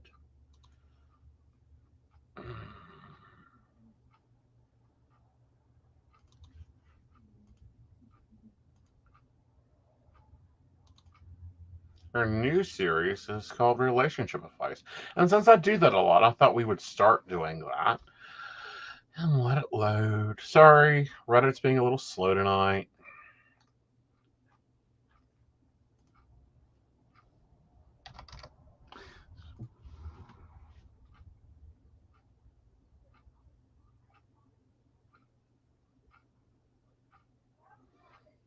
Okay, here we go.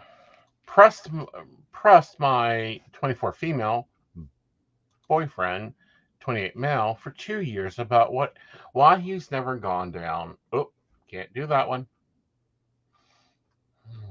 Gotta love some of these that I get into, and it's like, can't do that one. Mm-mm.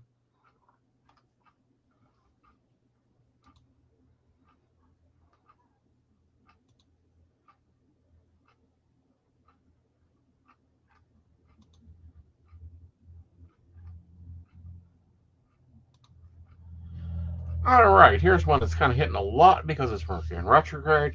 Text from my ex out of the blue this morning. Me, female, 24 female, ex, 28 male, texted me. In context, we broke up in last October after being together for 8 years. My first boyfriend ever. It was a mutual breakup. Both of us feeling that had slanted in December after the breakup. He told me he wanted to get back together. We spent some time together, and then he told me he actually didn't love me.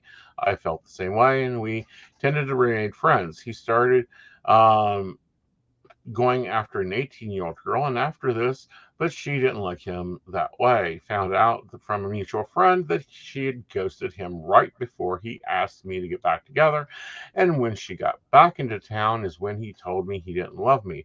Despite not loving him back, it made me feel really used, and I stopped talking to him. I moved away from our shared townhome a little while ago and haven't talked to him since. Good job. I basically just want to hear the preference from male perspective of why you think he's sending this to me. I feel like he's still trying to manipulate me, and I don't know how to respond. I don't even want to.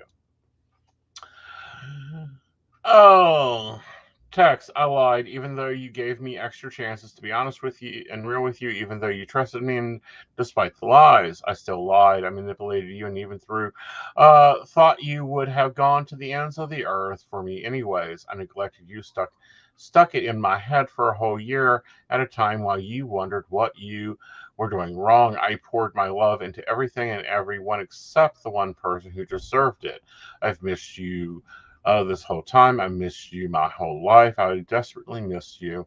For the last few years, all I do is drive you away when I should have talked to you. So I'm deeply sorry. I deeply regret it. I don't regret our time together. I just regret making them without making the most of you. At 7:20 a.m.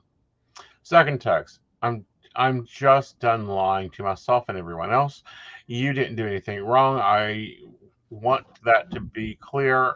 I've always had problems. I'm sure of that, and that's the main lies. I told you I can't even keep it track. Little lie here, big lie there.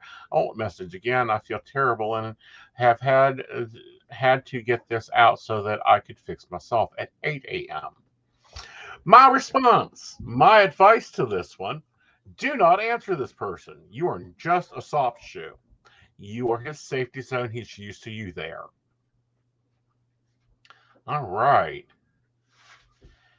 Okay, so I do have a question from Ashley. The question is the job he's looking into going to work out for him? Well, birth date is 8/29/91. And here we go. I think it does work out for him. I do feel like it's going to be a good job, and there seems to be a lot of interest and passion there.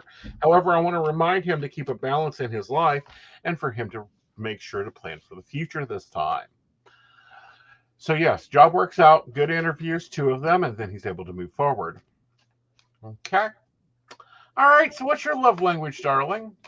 All right, so acts of service, 30%, quality time, 27%, words of affirmation, 23%, receiving gifts, only 13%, and apparently just don't touch me.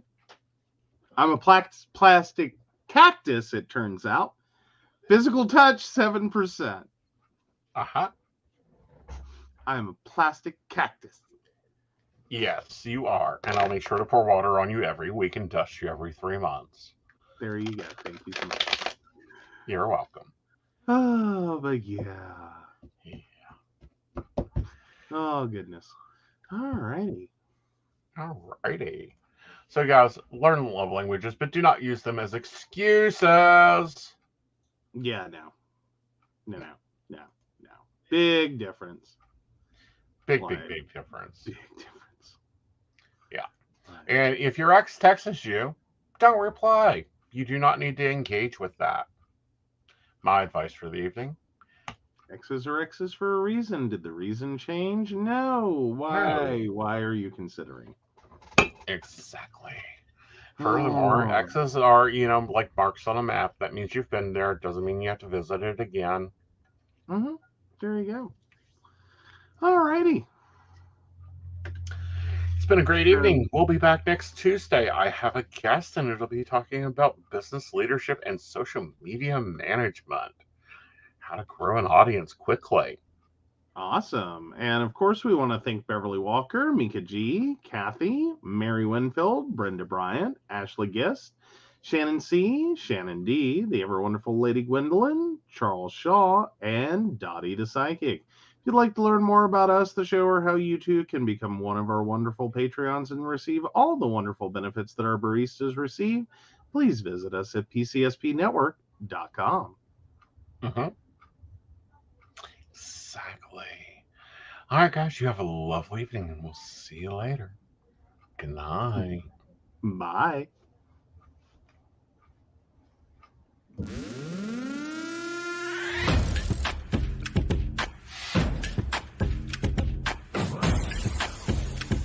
Let's work.